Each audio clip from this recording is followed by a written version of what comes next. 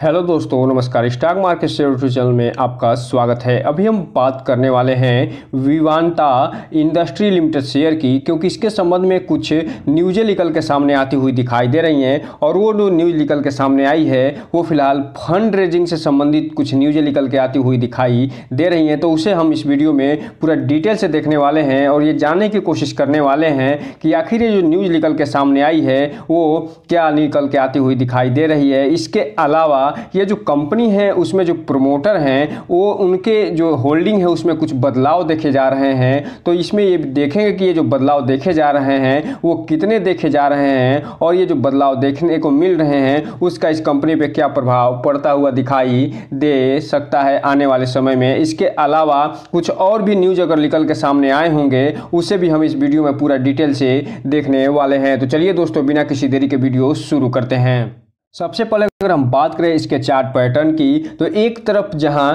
12 अप्रैल को जब मार्केट बंद हुआ था तो निफ्टी में जहां 230 पॉइंट की गिरावट देखी गई थी, वहीं दूसरी तरफ इस विवांता इंडस्ट्री वाले पेनी शेयर में लगभग 1% की तेज़ी देखने को मिली थी। और ये जो कंपनी है वो फिलहाल ₹4.20 पे ट्रेड करके बंद होते हुए दिखाई दे रही है। वहीं अगर हम बात करें 5 दिन की चार्ट पैटर्न की, तो ये जो कंपनी है उसने 5 दिन में अपने शेयर होल्डरों को 3.5% का निगेटिव रिटर्न निकाल के देते हुए दिखाई दे रही है। जबकि बात करें हम 1 महीने के चार्ट पैटर्न की, तो 1 महीने में इस कंपनी ने अपने शेयर होल्डरों को लगभग 9 से 10% के आसपास का रिटर्न निकाल के दे चुकी है। जबकि बात करें हम 6 महीने के चार्ट पैटर्न की, तो 6 महीने में इस कंपनी ने अपने शेयर होल्डरों को लगभग 12.5% का निगेटिव रिटर्न निकाल के दिया है। जबकि बात करें एयरटेल डेट की तो 15.5% का निगेटिव रिटर्न। वहीं अगर हम बात करें 1 साल के चार्ट पैटर्न की, तो 1 साल में हालांकि इस कंपनी ने लगभग 31% का रिटर्न निकाल के अपने शेयर होल्डरों को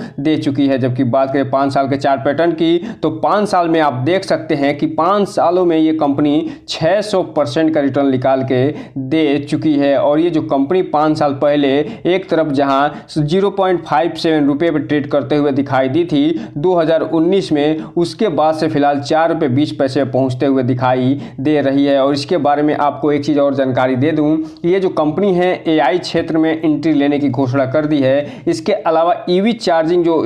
क्षेत्र है उसमें भी ये एंट्री लेते हुए दिखाई दे रही है। और इसके संबंध में कुछ अपडेट भी इस कंपनी ने निकाल के दे चुकी है, जिसके बारे में हमने पूरा फुल डिटेल वीडियो बनाया हुआ है। उसको हम इसके एंड स्क्रीन में दे देंगे, वहां से आप जाके इसकी जानकारी ले सकते हैं कि ये जो कंपनी है EV क्षेत्र में कैसे एंट्री लेते हुए दिखाई देगी और EV क्षेत्र में ये कौन सा काम करते हुए देखने को मिलेगी। इसके अलावा ये जो कंपनी है कुछ और भी नए क्षेत्रों में जाने के लिए अनाउंस कर चुकी है और अपने जो बिजनेस है उसको डाइवर्सिफाई करने के लिए आगे निकल के आती हुई दिखाई दे रही है। और जितने भी ये बिजनेस में डाइवर्सिफाई करने के लिए सोची है वो फिलहाल सारे के सारे ये फ्यूचरिस्टिक हुए दिखाई देते हैं। इसलिए इस कंपनी का जो भविष्य है वो हालांकि अच्छा खासा उज्जवल बताया जा रहा है, लेकिन एक कंपनी में एक सबसे बड़ी कंसर्निंग पॉइंट निकल के सामने आ रही है जिसे अभी हम आगे देखने वाले हैं। वो ये कि इसमें जो प्रमोटर हैं उन्होंने अपनी अच्छी खासी हिस्सेदारी घटा दी है। इसलिए जो रिटेल इन्वेस्टर हैं थोड़ा सा ध्यान से इसमें आगे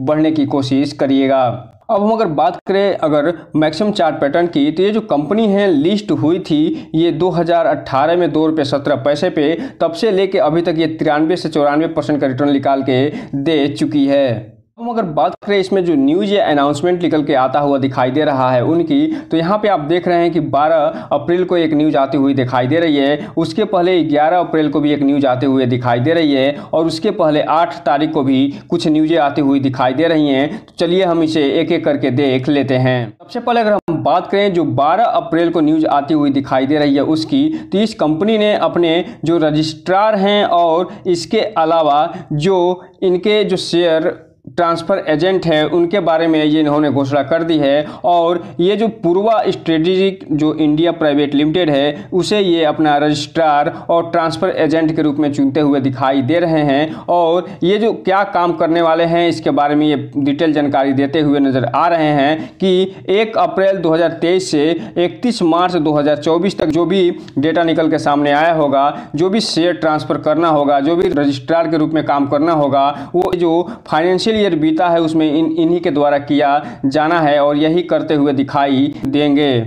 अब हम अगर बात करें अगले न्यूज़ की, तो ये न्यूज़ जो निकल के आती हुई दिखाई दे रही है, ये फिलहाल 11 अप्रैल को आती हुई दिखाई दे रही है और इसमें ये बताया जा रहा है कि non applicability of statement of deviation और variation under the regulation 32 of SEBI. अर्थात कहने का मतलब ये है कि इस शेयर में जो डेविएशन और वेरिएशन आ रहा है उसके बारे में कुछ जानकारियाँ यहाँ देते हुए दिखाई दे रहे हैं और ये बताने का प्रयास कर रहे हैं कि ये जो कंपनी है इसमें जो डेविएशन और वेरिएशन आने की संभावना जताई जा रही है और ये जो कंपनी पब्लिक इशू और राइट इशू के साथ साथ जो प्रेफरेंशियल इशू और जो QIP है यानी क्वालिफाइड इंस्टीट्यूशन जो प्लेसमेंट है उसके थ्रू ये राइट इशू लाने का जो प्लान बना रही थी उसके बारे में इन्होंने पूरी जानकारी दी हुई है और बताया है कि इसमें कंपनी द्वारा कोई भी फंड रेजिंग का प्लान ये जारी करते हुए नहीं दिखाई दे रहे हैं। और इसके संदर्भ में जो र्यूमर्स उठ रहा है कि ये जो कंपनी है पब्लिक इशू या राइट इशू के साथ साथ ये जो प्रेफरेंशियल इशू के माध्यम से